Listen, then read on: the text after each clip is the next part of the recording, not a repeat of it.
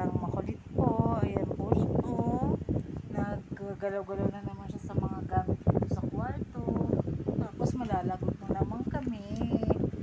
Kasi nga po, marami siyang ginagalaw. Ayan po siya, oh. Naiyak-iyak yan. Oh, wawa. Wawa daw po kasi siya eh.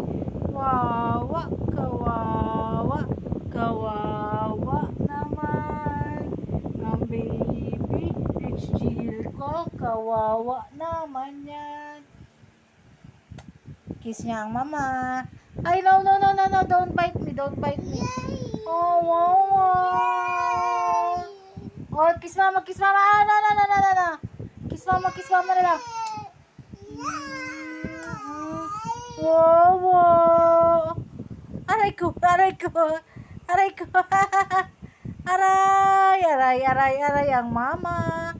Ganyan lang po kami mag-love-love-love ng baby ko. Eh, nakulong na naman kasi siya dito. Ayaw niya dito sa kwarto.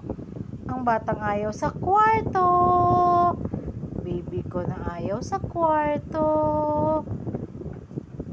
Naantok na po kasi ako. Kaya andito na kami sa kwarto. Matutulog na po sana kami. Kaso ayaw niya pa matulog.